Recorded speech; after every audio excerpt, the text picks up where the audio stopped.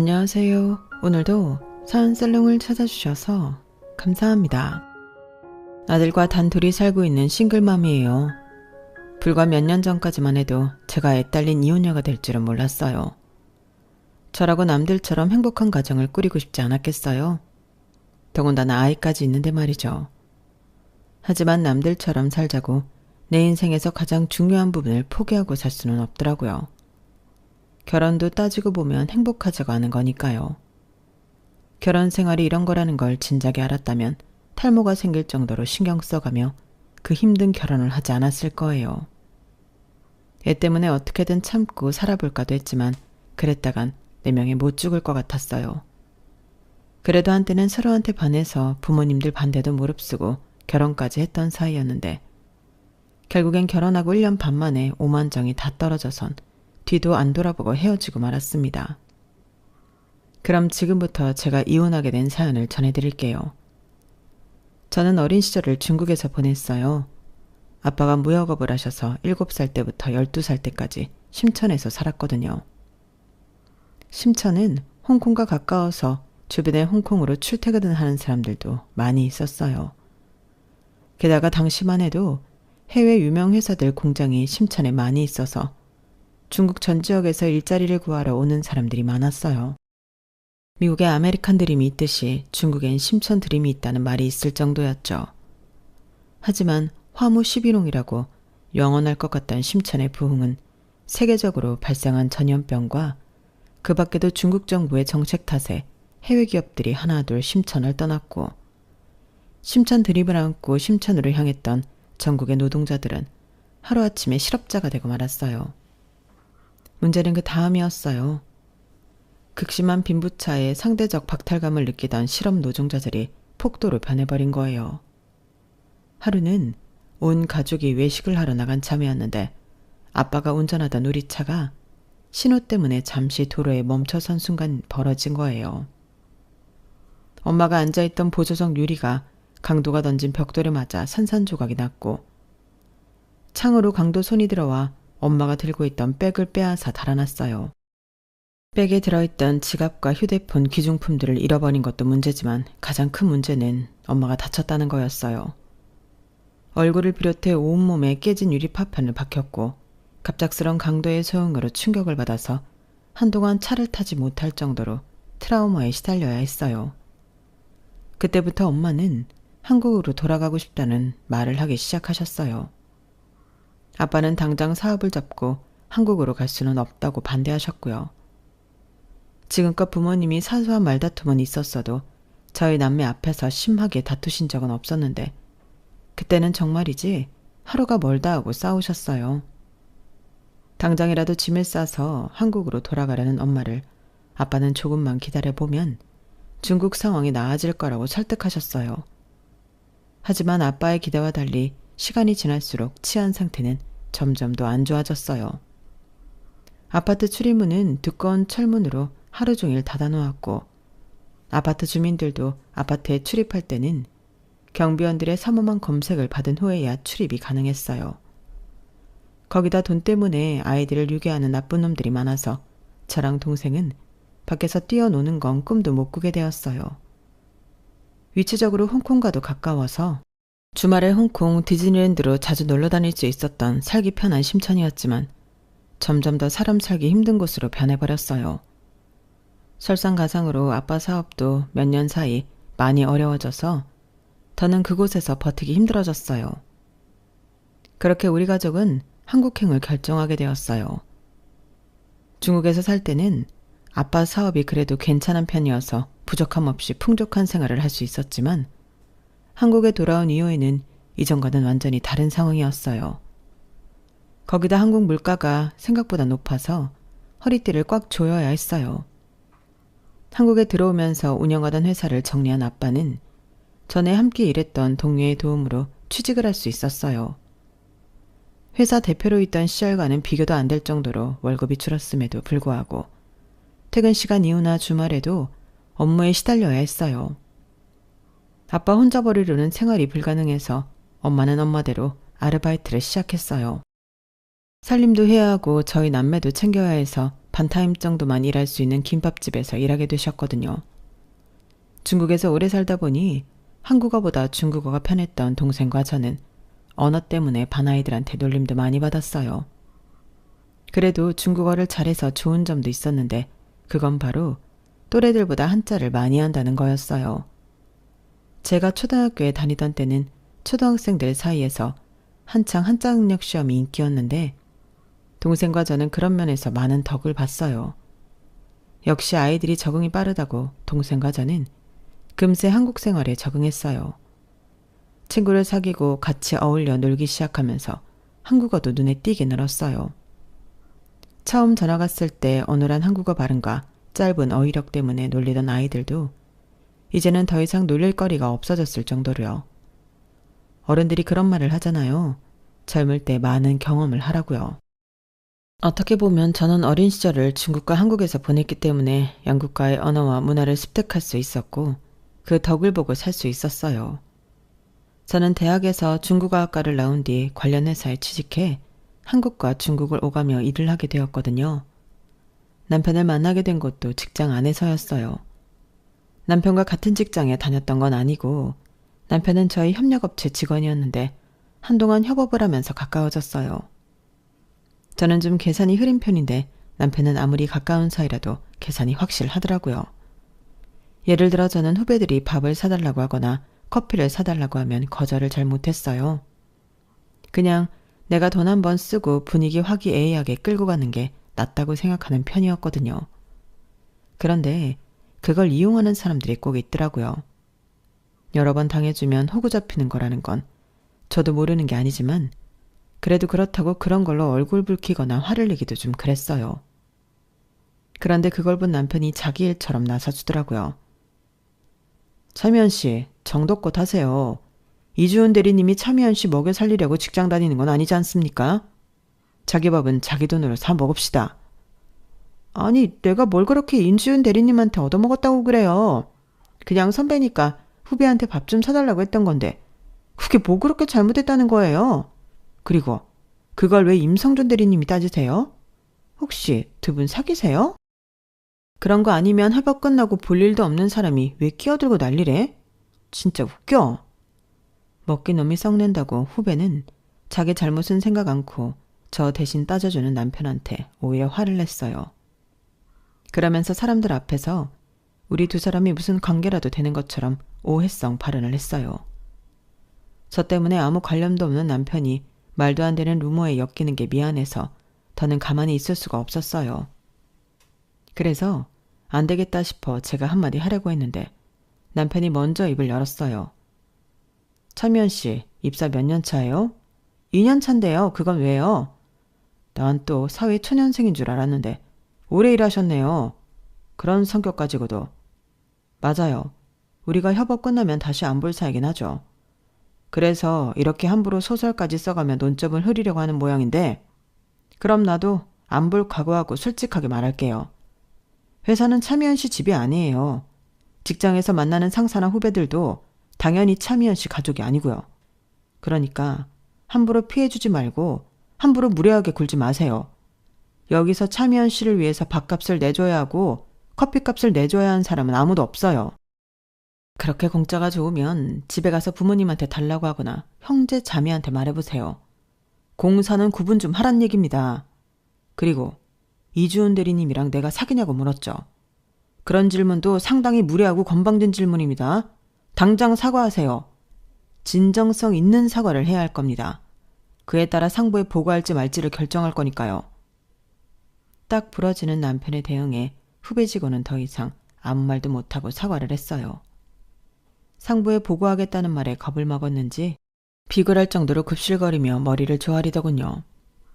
남편의 도움으로 상황은 잘 정리가 되긴 했지만 그렇다고 기분이 좋지는 않았어요. 내가 너무 멍청하게만 느껴졌거든요. 내 부하 직원이 잘못한 건데 내가 아닌 타회사 상사가 나 대신 교육을 했다는 게 온전히 내 무능함으로 느껴졌거든요. 사실 어느 정도는 그렇기도 하고요. 그래서 저도 모르게 하루 종일 표정이 굳어 있었던가 봐요. 그랬더니 퇴근을 앞두고 남편이 톡을 보냈더라고요. 시간 괜찮으면 끝나고 맥주 한잔 하자고요. 솔직한 마음으로 술이 넘어가지 않을 것 같았지만 그렇다고 거절했다가는 괜히 속이 좁은 사람처럼 보일 것 같아서 그러자고 했어요. 그렇게 협업을 시작한 지 2개월이 넘은 시점에 단둘이 술자리를 갖게 된 남편과 저는 처음으로 사적인 대화를 나눌 수 있었어요. 그렇게 그날 있었던 일을 어느 정도 풀고 자리에서 일어나려는데 남편이 대뜸 그러더라고요. 실은 아까 차미연 씨한테 들킬까봐 겁났어요. 네? 뭐를 들켜요? 제 마음이요. 우리가 사귀는 사이냐고 물었을 때 실은 그랬으면 좋겠다고 속으로 생각하고 있었거든요. 남편의 그 말이 너무 뜬금없기도 하고 어떻게 반응해야 할지도 모르겠어서 아무 말도 못하고 있었더니 남편이 그럴 줄 알았다는 표정으로 말하더군요. 이주연 대리님 성격상 이런 반응을 보일 거라고 예상은 했어요. 지금 속으로 이 남자가 나 가지고 장난하나? 내가 그렇게 만만해 보이나? 이런 생각하고 있죠. 전곡을 찌르는 남편의 말에 역시나 저는 아무 대답도 못했어요. 아까 내가 월권행위를 했다는 거 잘 알고 있어요. 그 점에 대해 이주연 대리님한테 미안하게 생각해요. 그런데 저 원래 남의 일에 끼어들고 그러는 성격 아니에요. 몇 달 동안 저를 봐서 알겠지만 내가 타인을 위해 희생하거나 타인을 위해 총대를 매는 성격이 아닌 건 아시죠? 그런 제가 왜 이번 일에는 내일처럼 나섰을까요? 남자가 남의 일을 내일처럼 받아들이고 총알바지로 나서는 건 딱 한 가지 이유예요. 그 사람이 좋으니까. 그거 외엔 없어요. 주은 씨, 내가 싫은 게 아니라면 지금부터라도 잘 좀 봐줬으면 좋겠어요. 내가 인간미는 좀 떨어져도 내 사람한테는 우리라는 사람이거든요. 혹시 회사 사람들 눈치 보여서 망설여진다면 그럴 거 없어요. 우리가 직장 동료도 아니고 협업 끝나면 우리가 사귀든 결혼을 하든 회사 눈치 볼 일 없잖아요. 그러니까 나 좀 진지하게 봐주세요. 언제 어디서든 말로 상대방을 후드려 팰 수 있는 남자가 그 순간만큼은 제게 잘 보이려고 애교 섞인 말을 쏟아내는 걸 보고 기분이 묘해졌어요. 나와는 정반대 성격이라서 가끔은 부럽기도 하고 때로는 불편하기도 했던 사람이 그날은 왠지 귀엽게만 느껴졌거든요. 그리고 이상하게 그날 이후부터 자꾸 남편한테 눈길이 가고 별거 아닌 남편의 행동들이 제 마음속에 담기기 시작했어요. 그러다 협업이 끝나고 각자의 회사로 돌아간 이후 우리는 정식으로 사귀기 시작했어요. 아무래도 한 공간에 있을 때 교제를 시작하면 어디서고 티가 나도 날 것 같아서 미뤄왔거든요. 제가 좀 소극적이고 예민한 편이라서 남편한테 그렇게 하자고 한 거예요. 남편도 그런 제 뜻을 따라주었고요. 연애를 시작하고는 예상대로 남편이 주도권을 쥐고 만남을 이어갔어요. 저보다 경제관념도 확실하고 매사에 똑 부러진 사람이라서 자연스레 그렇게 됐거든요. 같이 있다 보면 자신도 모르는 사이 상대방을 닮아간다고 남편과 연애를 하면서부터 저도 성격이 조금씩 변해갔던가 봐요. 직장 동료들한테서 성격이 변했다는 말을 종종 듣게 됐거든요. 전에는 다수를 위해 내가 참고 희생하는 부분이 많았다면 남편과 사귀게 된 이후로는 그런 희생이 많이 줄어들었어요. 거기다 약간 흐리던 계산이 전보다는 많이 약아졌고요. 덕분에 전처럼 남한테 억울한 일을 당하는 일은 많이 사라졌어요. 따지고 보면 이게 다 남편 덕분인 셈이었죠. 하지만 남편과 연애가 좋은 점만 있었던 건 아니에요. 솔직히 데이트를 할 때마다 이렇게까지 해야 하나 싶을 정도로 불편한 점이 많았거든요. 처음 사귀기로 했던 시점에 동의했던 부분이라서 따르긴 했지만 좀처럼 익숙해지지 않을 것들이었어요. 그건 바로 데이트 비용이었어요. 주은 씨, 우리 데이트 비용 말야. 만날 때마다 각출할까? 아니면 데이트 비용 통장을 만들까? 난 데이트 비용 통장이 편할 것 같은데 어떻게 생각해? 제가 그동안 연애를 안 해본 건 아니지만 한 번도 데이트 비용 통장을 따로 만들어서 써본 적이 없어서 그런 개념 자체가 좀 낯설었어요. 그래도 남편이 워낙 확실한 걸 좋아하는 사람이니까 하는 게 낫겠다 싶었어요. 그때까지만 해도 만나서 밥 먹고 차 마시고 하는 돈을 한 번에 데이트 비용 카드로 계산하나 보다 생각했는데 이게 웬걸? 그 정도가 아니더라고요. 주은 씨가 마신 음료가 6,400원이지? 나는 마셨으니까 4,200원. 그럼 주은 씨가 2,200원 더 썼네? 참, 데이트 비용 내역서는 각각 정리하는 걸로 할까? 혹시라도 나중에 서로 기억이 달라서 문제될지도 모르니까 말이야. 그럼 오늘 쓴 돈 주은 씨도 정리해도? 이렇게까지 꼼꼼하게 정리해서 더 쓰고 덜 쓴 걸 따지는 줄은 몰랐어요. 매달 통장 내역 정리를 할 때 덜 쓴 사람한테 덜 쓴 만큼 차액을 현금으로 돌려주는 것까지 끝나야 그달 데이트 비용 정산은 끝이 나곤 했어요. 매달 이런 방식으로 돈가리를 하다 보니 뭐랄까 만나서 뭘 하는 게 귀찮다는 생각이 들 때도 있었어요. 그냥 마음 편히 데이트에 집중하고 싶다는 생각이 들 정도로 말이죠. 이런 불편함에도 불구하고 나머지 부분은 딱히 불만이 없었어요. 남편은 생산적인 일을 좋아하는 사람이라서 함께 있으면 저도 덩달아 발전하는 기분이 들었거든요. 매사에 성실하고 약속 시간도 칼같이 지키는 사람이라서 그런 점도 마음에 들었고요. 딱 하나 금전관리 부분이 좀 거슬리긴 하는데 뭐 어쩌겠어요. 세상에 완벽한 사람은 없는걸요. 일찍 결혼한 친구들 얘기를 들어봐도 차라리 금전적으로 확실한 남자가 낫다는 말을 많이 하더라고요. 예, 내 남편은 지랑 나랑 똑같이 버는데도 매번 자기 집에 돈을 더 써야 하는 것처럼 말한다? 우리 집은 제사도 안 지내는데 매번 시댁에서 제사 지낼 때마다 제사 비용 보내드리라고 그러질 않나. 내 조카들 입학 졸업식 땐 입 싹 닦다가 자기 조카 졸업할 때는 선물로 노트북을 사주자고 그러더라니까. 그러면서도 너무 당당해. 너무 어이없지 않니? 그런 남자들에 비하면 네 남자친구는 개념 있는 사람인 거야. 물론 연애할 때는 좀 야박하게 느껴질 수도 있겠지만 결혼해서 내 남자가 됐을 땐 훨씬 그게 낫다니까. 친구 얘기를 들어보니 맞는 말인 것 같았어요. 결혼하면 어차피 공동재산이 되는 건데 확실한 게 흐린 것보단 낫겠다 싶었거든요. 그래서 금전적인 문제는 오히려 가볍게 취급하고 넘어가게 되었어요. 나중에 이 문제가 어떤 결과를 불러올지 그땐 까맣게 몰랐거든요. 둘 사이에 결혼 얘기가 나오고 얼마 뒤 양가 부모님께 말씀드렸어요. 둘 다 결혼 정년기이기도 했고 안정된 직장도 있었기 때문에 처음엔 반대 없이 진행이 잘 되는가 보다 생각했죠. 그런데 남편이 저희 집에 인사를 드리고 간 이후 저희 아빠가 제 결혼을 탐탁치 않게 생각하시더라고요. 이유는 남편 성격 때문이었어요. 사내 녀석이 소갈딱지가 완전 쫌팽이야. 너 저런 놈이랑 결혼하면 평생 짜잘한 잔푼돈 때문에 신랑이하며 살아야 돼.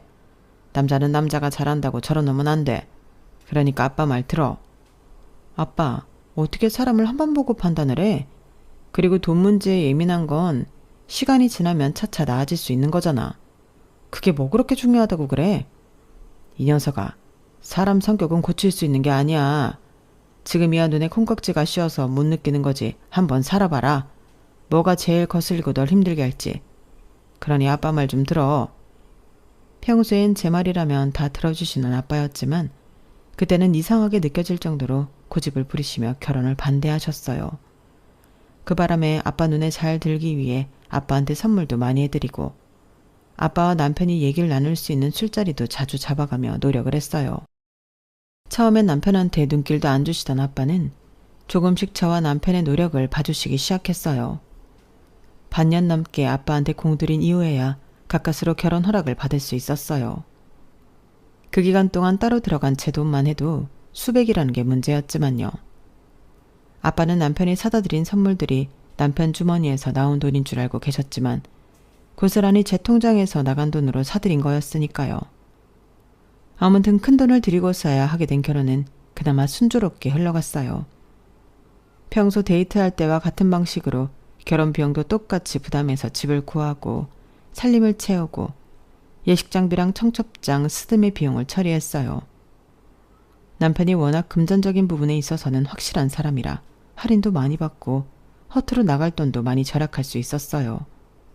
거기까진 좋았는데 신혼여행지에 도착하자마자 생각지도 못한 결혼 비용 문제로 얼굴을 붉히게 됐지 뭐예요. 자기야, 이 내역서는 뭐야? 아, 그거 자기가 추가로 내야 할 금액이야. 자기도 알다시피 자기 웨딩드레스 비용이 내 턱시도 렌트 비용보다 훨씬 비쌌잖아. 거기다 헤어 메이크업 비용도 그렇고. 그래서 추가분 정리해둔 거니까 내 통장으로 입금해줘. 평소에 남편이 조금도 손해보지 않으려고 엄격하게 n분의 1을 고수하는 건 알고 있었지만 그게 결혼 준비에도 포함되리라고는 상상도 해본 적 없던 터라 놀라지 않을 수가 없었어요. 그런데 자기야, 그건 내가 원해서 그 금액으로 한 게 아니잖아. 결혼식 예복 비용이 애초에 남자보다는 여자 드레스가 비싸게 책정된 걸 나보고 어쩌라고. 헤어나 메이크업도 마찬가지고 말이야. 억울한 마음에 남편한테 사정해 보았지만 결과는 달라지지 않았어요. 그 일로 저는 빈정상에서 신혼여행 내내 남편과 냉랭하게 지냈어요. 한국으로 돌아오기 전 현지 아울렛에서 양가 부모님 선물을 살 때도 남편은 가격 차이에 꽤 민감하게 신경 쓰는 모습이었어요. 결혼 전에는 남편의 장점이라고 생각했던 확실함이 슬슬 쪼잔함으로 느껴지기 시작한 것도 그 무렵이었던 것 같아요. 결혼하면 공동재산이니 데이트를 할 때처럼 10원짜리 하나까지 나눠 지불할 정도로 야박하게 살지 않아도 될 줄 알았어요. 그런데 웬건 달라진 건 하나도 없더라고요. 오히려 남편의 지독한 경제관념을 매 순간 경험해야 해서 정신적인 스트레스만 더해질 뿐이었어요. 당연히 돈 문제로 말다툼을 벌이는 날도 늘어갔거든요. 처음엔 제가 많이 참고 넘겼었는데 치사하게 다른 것도 아니고 먹는 것 가지고 타박을 하니까 도저히 못 참겠더라고요. 결혼하고 몇 달 지나 저는 임신을 했는데 남들은 입덧이다 뭐다 잘 먹질 못한다는 시기에도 희한하게 저는 입맛이 돌더라고요. 평소에 군것질을 자주 하는 편이 아닌데도 그 시엔 군것질을 입에 달고 살 정도였어요. 회사에서도 책상 서랍 속이며 모니터 근처에 먹을 걸 쌓아둘 정도로요.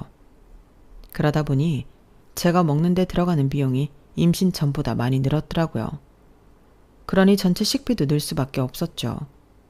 그런데 이걸 두고 남편이 트집을 잡기 시작한 거예요. 부식비가 왜 이렇게 많이 늘었어? 이거 다 당신이 군것질하는 것 때문에 는 거지. 안 되겠다. 이번 달부터 당신이 10만 원씩 더 내야겠어. 그 말을 듣는데 순간 울컥하더라고요. 아니, 다른 것도 아니고 뱃속에 아이 때문에 식욕이 는 건데 이걸 온전히 내가 먹은 걸로 치고 나한테 돈 더 내라고 할 일인가 싶었거든요.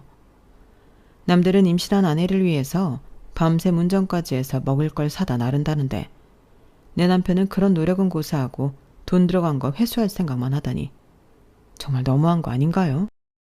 뱃속에 아이가 저 혼자 맞는 것도 아니고 자기 아이이기도 한 건데 그걸 알면서도 식비를 야박하게 계산하는 걸 보니 욱하더라고요. 그렇다고 남편의 이런 찌질한 점을 누구한테 말할 수도 없었어요.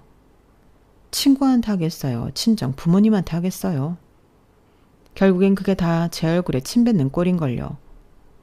그제야 왜 아빠가 남편과의 결혼을 반대했는지 그제야 확실히 알 수 있었어요. 하나를 보면 열을 안다고 이런 일이 생길 걸 이미 예상하셨던 거예요. 양쪽 집안 통틀어서 저희 아이가 첫애였기 때문에 여기저기에서 축하금과 선물이 많이 들어왔어요. 선물 중에는 꼭 필요한 것들도 많았고 어떤 건 겹치는 것들도 꽤 있었어요. 그런 건 당땡에 올려서 팔기도 했어요. 그렇게 올린 부수입은 제 간식비로 고스란히 들어갔고요. 출산 예정일이 이제 보름 정도 남은 탓에 회사에 출산 휴가를 내고 본격적으로 출산 준비를 했어요. 아기가 출산일에 딱 맞춰서 세상에 나온다는 보장이 없기 때문에 미리 준비를 해둬야 했거든요. 다행히 임신 초기에 바로 예약을 걸어두었던 산후조리원에 자리가 나서 한시름 덜 수 있었어요. 말이 나왔으니 말인데 산후조리원 때문에도 남편이랑 많이 다퉜어요. 남편은 그 돈을 주고 산후조리원에 왜 들어가느냐고 이해를 못했거든요. 그냥 장모님 모시라고 해. 산후조리야 집에서 하면 되지 뭐하러 거길 들어가겠다고 그래. 한두 푼도 아니고 가격이 완전 호텔 스위트룸 비용인데 말이야. 우리 엄마가 시간이 어딨어. 그리고 왜 우리 엄마한테 떠넘기려고 그래. 옆에서 산후조리 돕는데 힘이 얼마나 드는지 알아? 그 힘든 걸 왜 우리 엄마한테 시키냐고. 난 싫어. 알았어. 그럼 우리 엄마한테 해달라고 그럴게. 그럼 됐지? 뭐? 당신 제정신이야? 어떻게 시어머니한테 산후조리를 해달라고 그래? 입장 바꿔 생각해보라고. 당신이라면 우리 아빠가 당신의 입을 속옷 빨아주고 아침 저녁으로 밖에서 갖다 바치면 마음이 편하겠어? 당신이 보는 앞에서 집안 청소에 빨래 5만 가지 집안일까지 다 하는데 마음 편히 앉아서 보고 있을 수 있느냐고. 없지? 그럼 나는 어떻게 했어? 출산으로 몸까지 온전치 않은데 마음까지 불편할 게 뻔하잖아. 누군 비싼 돈 들어가며 조리원에 가고 싶은 줄 알아? 그래도 어쩔 수 없으니까 그러는 거 아니냐고. 솔직히 매번 당신이 나만 보면 돈돈거리는데 그럴 때마다 얼마나 스트레스 쌓이는 줄 알아? 먹는 거 하나, 입고 쓰는 거 하나까지 당신 나한테 따박따박 돈 다 받고 있잖아. 뱃속에 애가 들어있는데 평소보다 많이 먹는 건 당연한 거 아니야? 임신해서 몸이 불었으니까 몸에 맞는 옷도 사야 되는 거 아니냐고. 그런데도 항상 나한테 부담하라고 강요하잖아. 내가 밖에서 혼자 애만 들어온 거야? 아니잖아. 근데 어쩜 사람이 이러냐고.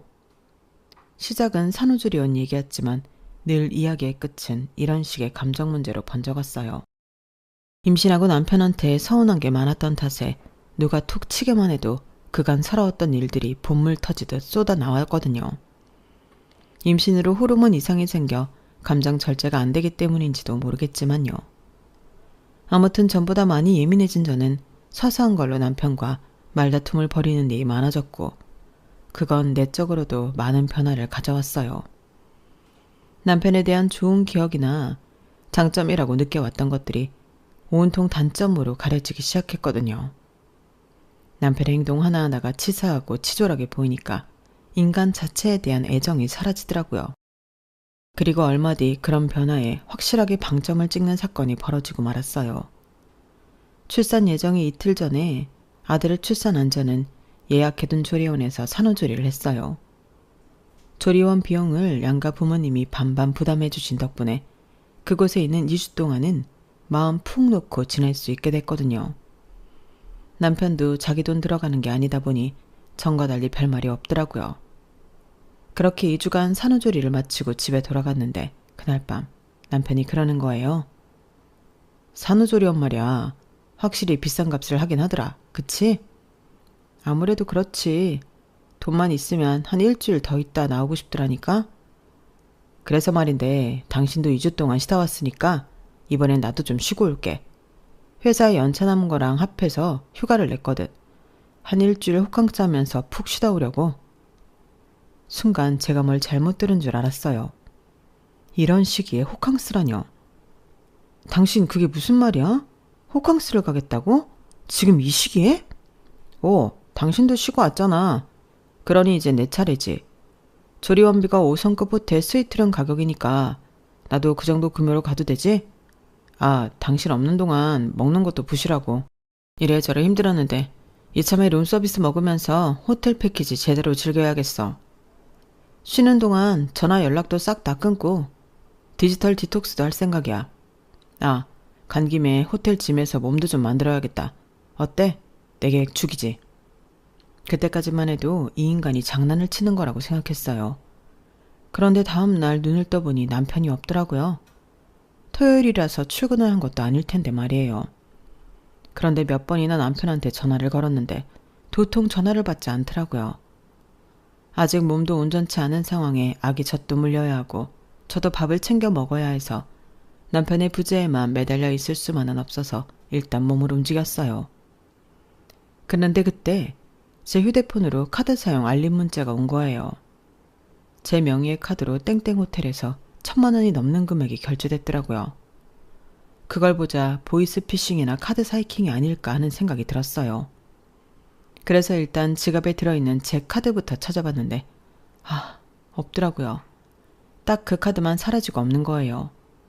그렇다면 이건 해킹이 아니라 누군가가 내 카드를 습득해서 땡땡 호텔에서 고액을 긁었다는 얘기였어요. 당시엔 어떻게든 결제를 막아야 한다는 생각에 카드사에 전화해 신고부터 했어요. 그렇게 신고를 하고 1시간쯤 지났을까요? 그렇게 연락이 닿지 않던 남편이 전화를 했더라고요. 남편 목소리를 들으니 순간 짜증이 확 났는데 글쎄 남편이 오히려 더 화를 내지 뭐예요. 당신이 카드사에 연락해서 결제 취소했어? 당신이 도난 카드로 신고했냐고. 아씨, 당신 때문에 내 꼴이 웃어졌잖아. 뭐야 그럼. 내 카드 훔쳐서 땡땡 호텔에서 결제한 게 당신이었어?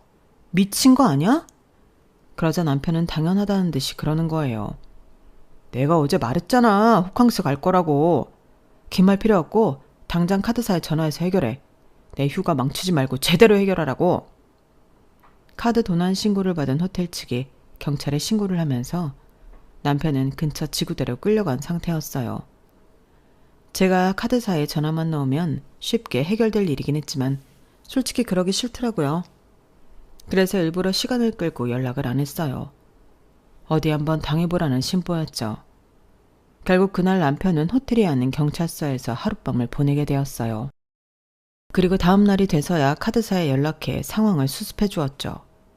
그랬더니 이 인간이 집에 오자마자 아주 난리를 치더라고요. 너 미쳤어? 너 때문에 내가 무슨 꼴을 당했는지 알기나 해? 그걸 내가 알아야 해? 그러게 남의 카드는 왜 훔쳐서 난리야. 당신이 범죄를 저질렀으면 거기에 대한 벌을 받는 건 당연한 건데 누구한테 큰 소리냐고. 적반하장도 유분수지. 그러자 남편은 되려 황당하단 표정으로 떠들어댔어요.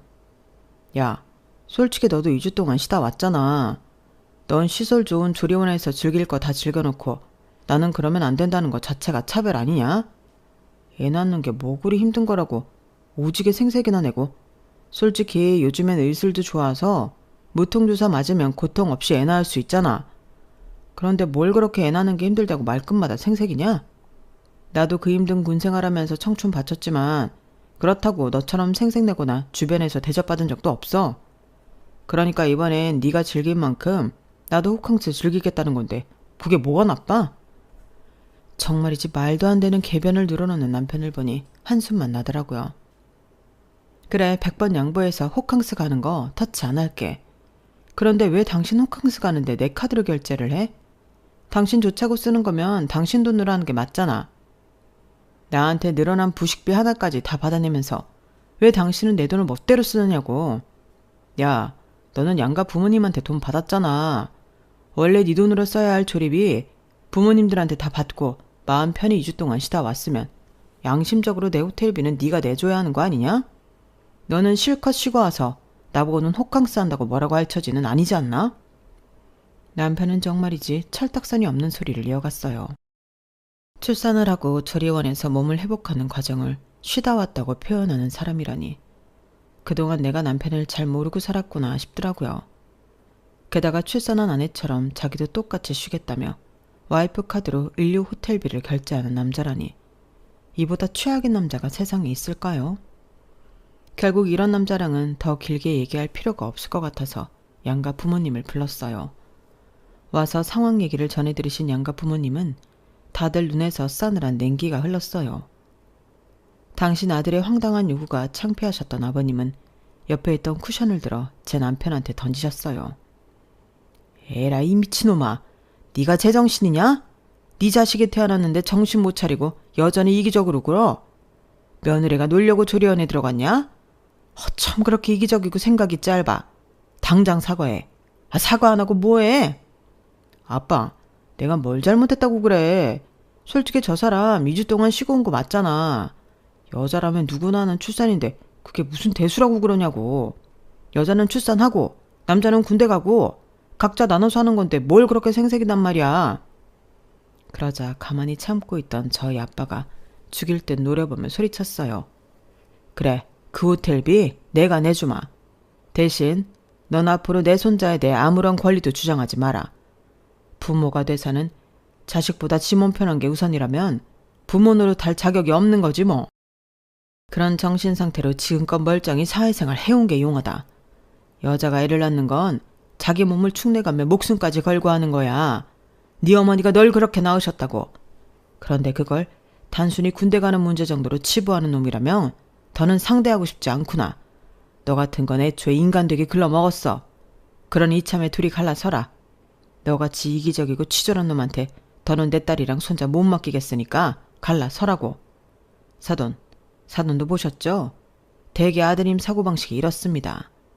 돈에 미쳐서 지 아내도 자식도 없는 놈이라고요. 그동안 내가 말 않고 참고 있었는데 저놈이 어떤 놈인지 아십니까? 지 와이프가 임신해서 식비 10만 원 돈 더 나왔다고 장인장모 찾아와 매달 더 나온 차에만큼 돈 받아간 놈입니다. 지 자식을 가진 아내한테 꼴랑 10만 원 쓰는 것도 아까워서 벌벌 떠는 놈이라고요. 사돈께선 상견례 자리에서 이런 아드님을 두고 경제관념이 투철한 거라고 하셨지만 내가 보기엔 말입니다. 이건 그냥 쪼잔하고 찌질한 새끼인 겁니다. 지 자식을 벤 아내 입에 들어가는 것도 아까워서 이럴 정도면요. 저놈 보르긴 해도 돈 아까워 부모 장례도 제대로 안 치를 놈일 겁니다. 나중에서 땅치고 후회 마시고 이참에 자식 교육 제대로 시키세요. 남의 자식 인생 망치지 않게 말입니다. 그 사건 이후로 저희 부부는 물론 양가 부모님들도 철천지 원수처럼 변해버렸어요. 그리고 그해 가을 우리 부부는 합의이혼을 했어요. 남편은 양육비를 받지 않겠다는 조건하에 친권까지 제게 넘겨주었어요. 그 얘기를 들은 저희 아빠가 그러시더라고요. 그놈은 돈만 준다면 지 부모도 팔아먹을 놈이야. 일제 때 태어났으면 아주 이완용이 뺨치게 나라 팔아먹었을 놈이라고. 에라이 쓰레기 같은 놈. 솔직히 저도 친권까지 포기하는 남편한테 정말 많이 실망했어요. 그깟 양육비 아끼자고 자기 자식과 영까지 끊은 셈이니까요. 우리 아들이 나중에 이 사실을 알면 얼마나 슬플까 생각하니 더더욱 남편을 용서하기 힘들었어요. 그래서 이렇게 사연까지 보내게 된 거고요. 이혼을 하고 몇 년이 지난 지금은 많은 게 안정적으로 자리를 잡아서 아들과 단둘이 지내는 매 순간이 행복하기만 합니다. 물론 아침에 아이를 떼어놓고 출근을 하는 건 여전히 힘들지만 그래도 퇴근 후 아들의 웃는 얼굴을 보면 하루 종일 쌓였던 피로가 확 풀리는 기분이 들곤 해요. 돈으로는 바꿀 수 없는 세상에서 가장 귀한 미소거든요. 동계산에만 능한 남편 같은 인간은 죽을 때까지 경험할 수 없는 감정이겠지만요. 앞으로 싱글맘으로 살아가려면 힘든 고비들이 한두 번이 아니겠지만 그래도 힘을 내볼 생각입니다. 저한테는 내 인생에서 가장 귀한 보물인 아들이 있으니까요. 그걸 제대로 지키기 위해서라도 노력해야 하니까요. 지금까지 제 사연을 들어주셔서 감사합니다. 다들 건강하시고 행복하세요. 여러분, 사연 댓글에 응원과 현명한 조언 부탁드려요. 좋아요와 구독은 저에게 큰 힘이 됩니다. 오늘도 좋은 일 가득하세요.